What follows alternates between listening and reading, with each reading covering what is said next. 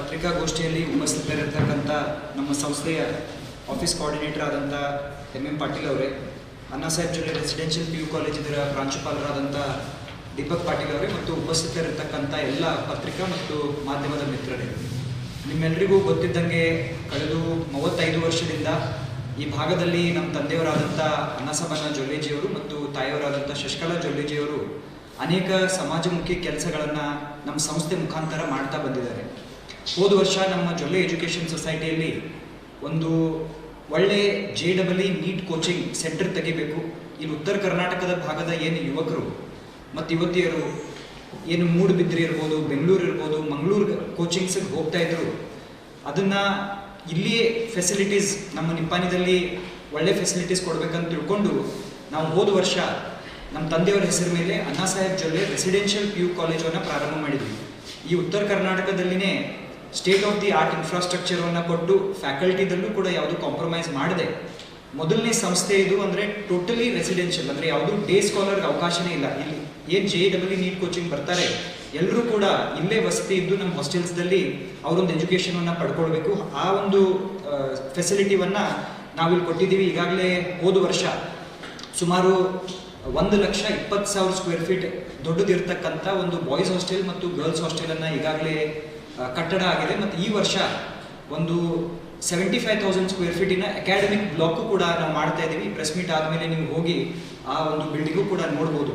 ಮತ್ತು ಬಡ ರೈತರ ಮಕ್ಕಳಿಗೆ, ಈ ಭಾಗದಲ್ಲಿ ಇರ್ತಕ್ಕಂಥ ಬಡ ವಿದ್ಯಾರ್ಥಿಗಳಿಗೆ ನಾವು ಸಹಾಯ ಮಾಡಬೇಕಂತ ತಿಳ್ಕೊಂಡು ನಮ್ಮ ತಾಯಿಯವರ ಹೆಸರು ಮೇಲೆ ಒಂದು ಸ್ಕಾಲರ್ಶಿಪ್ ಪ್ರೋಗ್ರಾಮನ್ನು ನಾವು ಹೋದ ವರ್ಷ ಪ್ರಾರಂಭ ಮಾಡಿದ್ವಿ.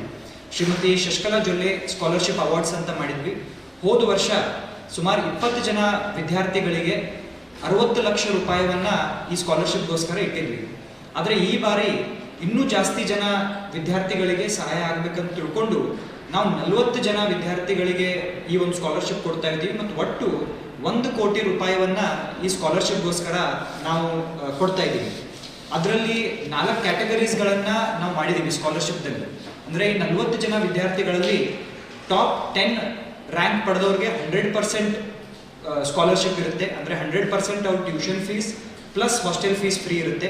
ನೆಕ್ಸ್ಟ್ 11 to 20 ವಿದ್ಯಾರ್ಥಿ ಯಾರಿದ್ದಾರೆ, ರ್ಯಾಂಕ್ ಹೋಲ್ಡರ್ಸ್ ಇದ್ದಾರೆ, ಅವ್ರಿಗೆ 75% ಸ್ಕಾಲರ್ಶಿಪ್ ಇರುತ್ತೆ.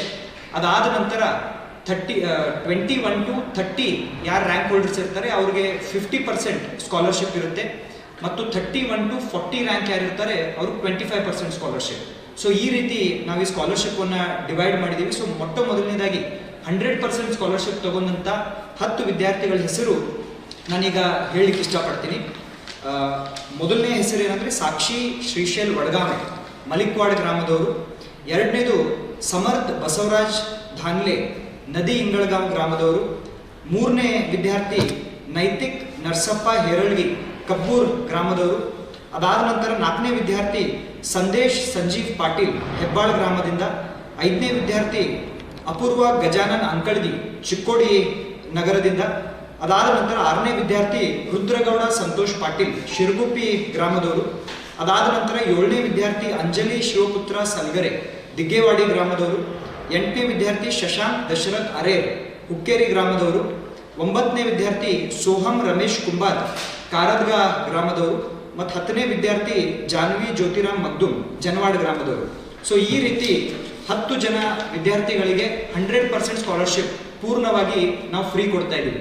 ಇದ್ರಿಗೋಸ್ಕರ 8 ಕ್ಷೇತ್ರಗಳಲ್ಲಿ 8 ಸೆಂಟರ್ಸ್ಗಳಲ್ಲಿ ನಾವು ಎಕ್ಸಾಮ್ಸ್ ತಗೊಂಡಿದ್ವಿ. ಸುಮಾರು 4,000ಕ್ಕಿಂತ ಜಾಸ್ತಿ ವಿದ್ಯಾರ್ಥಿಗಳು ಇದರಲ್ಲಿ ಭಾಗವಹಿಸಿದ್ರು.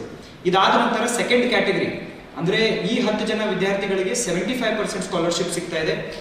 ಮೊದಲನೇ ವಿದ್ಯಾರ್ಥಿ ಶ್ರವಣಿ ಗೋಪಾಲ್ ಜಗದಾಳೆ, ಲೋಕೂರು ಗ್ರಾಮದವರು. 2ನೇ ವಿದ್ಯಾರ್ಥಿ ಭೂಮಿಕಾ ರವೀಂದ್ರ ಪಾಟೀಲ್, ಸಂಕೇಶ್ವರ್ ಗ್ರಾಮ.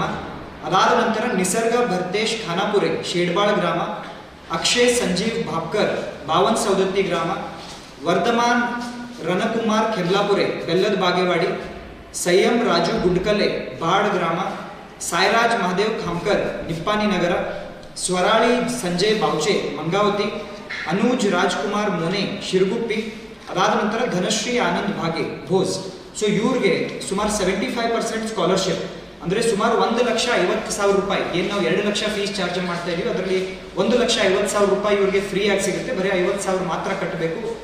ಅದಾದ ನಂತರ ನೆಕ್ಸ್ಟ್ 10 ವಿದ್ಯಾರ್ಥಿ ಇವರಿಗೆ 50% ಸ್ಕಾಲರ್ಶಿಪ್ ಸಿಗ್ತಾ ಇದೆ. ಇದರಲ್ಲಿ ಬೇಲಾ ಸಂಭಾಜಿ ಮಾನೆ ಕೊಗ್ನೋಳಿ, ಭಾಗ್ಯಶ್ರೀ ಸುಖದೇವ್ ಮಗರ್ ಯಲ್ಲಡ್ಗಿ, ಪೂರ್ವಿ ಸಚಿನ್ ಗಾಡ್ವಿ ಸಂಕೇಶ್ವರ್, ರಿತೇಶ್ ಮುರುಗೇಂದ್ರ ಅಳತ್ಗೆ ಅಕ್ಕೋಳ್, ಆದಿತ್ಯ ದುರ್ದುಂಡ್ ಜಕಾತೆ ಯಮಕನ್ಮಡಿ, ಶ್ರೇಯಾ ಸುರೇಶ್ ಸವದಿ ಸಂಕೋನಟ್ಟಿ, ಶಿವಾನಿ ರಾಜಗೌಡ ಪಾಟೀಲ್ ಶಿರಗುಪ್ಪಿ, ಶ್ರದ್ಧಾ ವಿಷ್ಣು ಗುಗ್ನಾಳೆ ಎಕ್ಸಂಬ, ಶ್ರೀಕೃಷ್ಣ ಸಂಜಯ್ ಅದುಶು ನಿಪ್ಪಾನಿ, ನಿಖಿಲ್ ಇಂಚಲ್ ತೆಗ್ಗಿಹಾಳ್. ಸೊ ಇವ್ರಿಗೆ 50% ಸ್ಕಾಲರ್ಶಿಪ್, 2 ಲಕ್ಷದಲ್ಲಿ 1 ಲಕ್ಷ ಇವ್ರಿಗೆ ಸ್ಕಾಲರ್ಶಿಪ್ ಸಿಗುತ್ತೆ, 1 ಲಕ್ಷ ಮಾತ್ರ ಫೀಸ್ವನ್ನ ಕಟ್ಟಬೇಕು.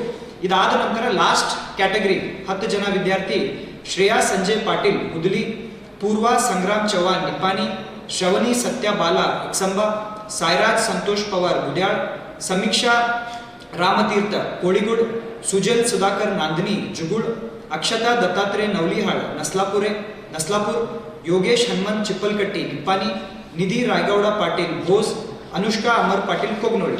ಸೊ ಇವ್ರಿಗೆ ಸುಮಾರು 25% ಸ್ಕಾಲರ್ಶಿಪ್, ಅಂದರೆ 2 ಲಕ್ಷ ಫೀಸ್ದಲ್ಲಿ 50,000 ಇವ್ರಿಗೆ ಸ್ಕಾಲರ್ಶಿಪ್ ಸಿಗುತ್ತೆ, 1,50,000 ಇವರು ಸ್ಕೂಲ್ ಫೀಸನ್ನು ಕಟ್ಟಬೇಕು.